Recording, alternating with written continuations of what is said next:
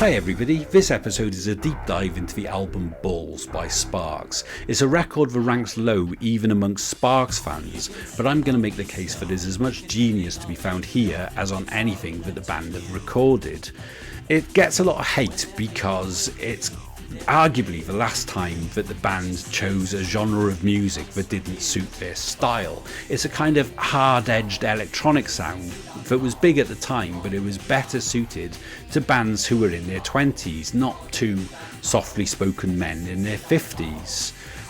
But there's a way of looking at the album that makes sense of it, and that is as a breakup record with the music industry. Think of it this way, the band's career can be split in two.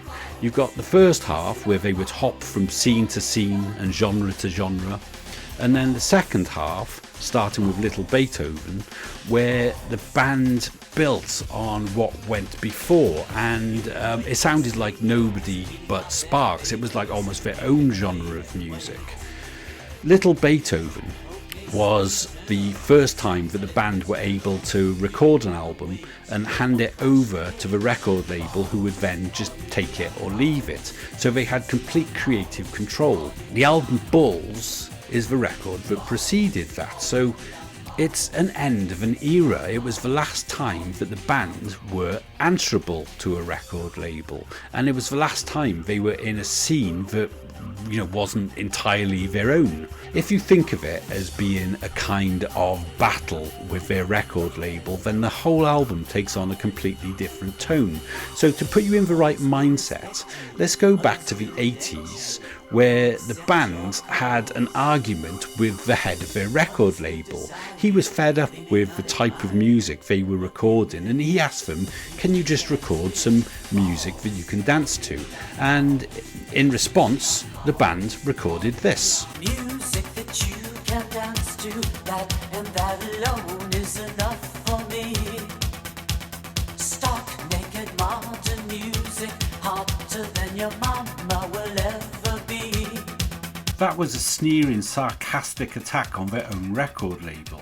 So, with that in mind, let's listen to the opening verse of Balls, which can also be seen in much the same way, only this time it's a different record label, but still one that's happy to tell them what sort of music they should be making. Nothing too prosaic, nothing too archaic, here's your wake-up call. We are provocation, we are instigation, here's your wake-up call, your second call. The album opens with the words, nothing too prosaic, nothing too archaic, and I interpret this as being the words of a record label with no faith in the band that they've signed. It's like saying, don't be too boring, don't be too old-fashioned, and that is how you get a chart-topping record. So much like music that you can dance to, they're being told what kind of music to make, and this to SPARKS is a wake-up call. In fact, it's the second call. So I interpret the first one as being the album that preceded this, and that is Plagiarism. Now, Plagiarism was a re-recording of their greatest hits made to cash in on their fame in Germany, and they were coerced into recording it.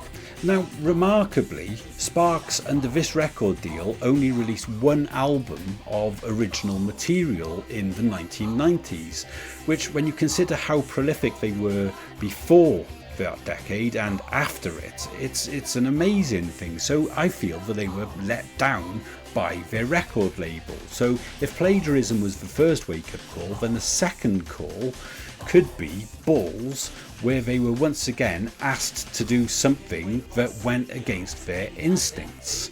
Now the next line is, we are provocation, we are instigation.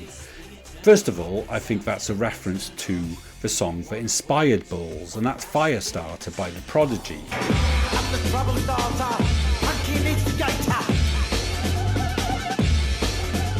In it, Keith Flint sings, I'm a trouble starter, punkin' instigator. So here SPARKS are saying that they are instigation and they are provocation, and I don't think they mean these words lightly. I think they are making a change for themselves, and it's a change that takes real balls. Now, as unbelievable as this might sound on first listen, I think But what Sparks planned to do with this record was to get dropped by their record label. You can sting or be stung, you can fling or be flung, it's all up to you. When they're being with you, they're agreeing with you. What you say is true, it comes from you. So once again, this can be the band talking about their own record label. You can sting or be stung, or fling or be flung.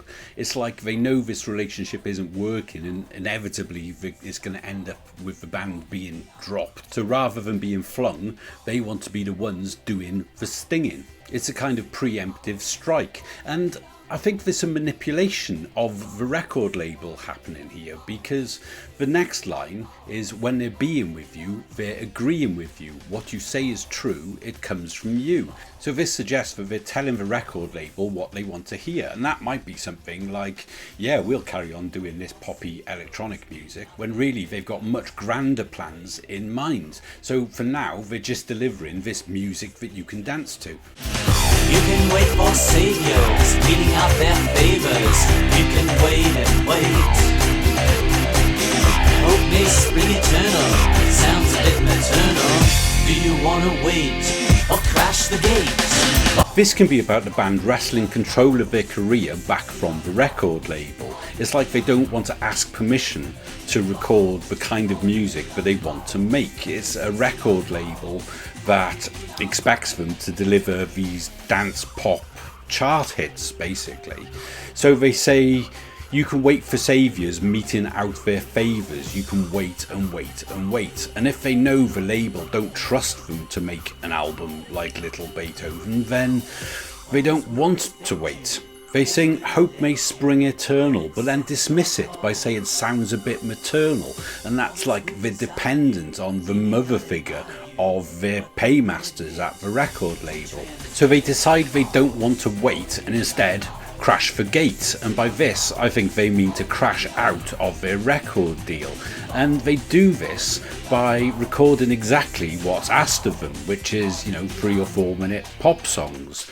And it sounds like it's aimed for the charts, but what I'm guessing is that they didn't want the record to be a commercial success, an artistic success most certainly, but not a commercial success. And while that might sound like an impossible claim, well, think of it this way.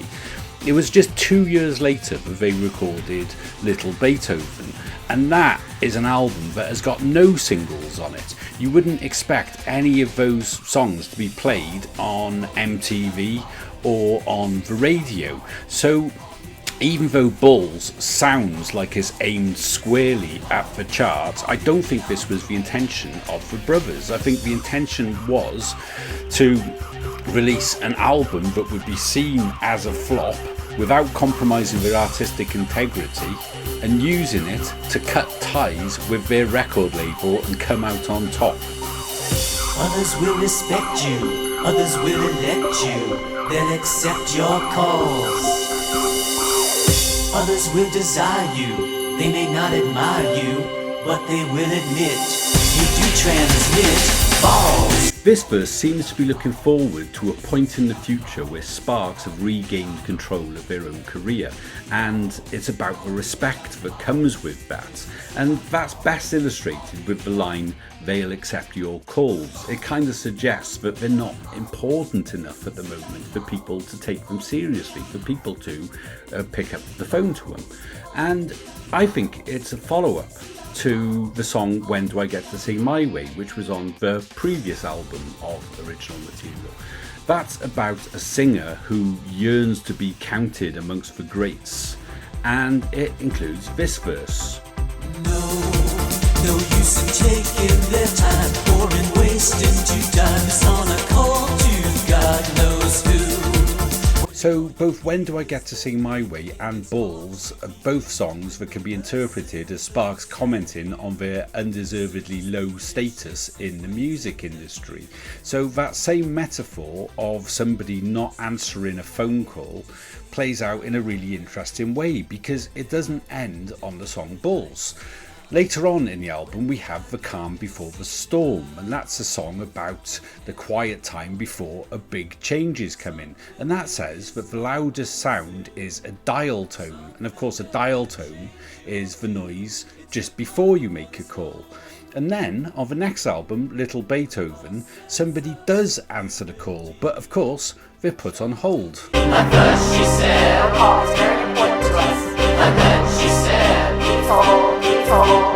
And then she said, "Our call is very important to us." And then she said, "Please hold, please hold." So that's my analysis of a title song from the album Balls, and hopefully you'll agree that it can easily be read as being a meta comment on Sparks' own career ambitions. Now, halfway through making that video, I realised that it's going to be way too long for just one episode to go through the whole album, so I'm going to make a video per song on the album, and hopefully you'll see over the coming weeks as I release these that every single track on Balls can tie into the same narrative. It's the story of a band aiming to release themselves from the record contract in order to realise their true ambitions of something like Little Beethoven. In fact, it goes further. It appears that Little Beethoven was recorded in parallel to Balls, so the record label paid for Little Beethoven but got Balls.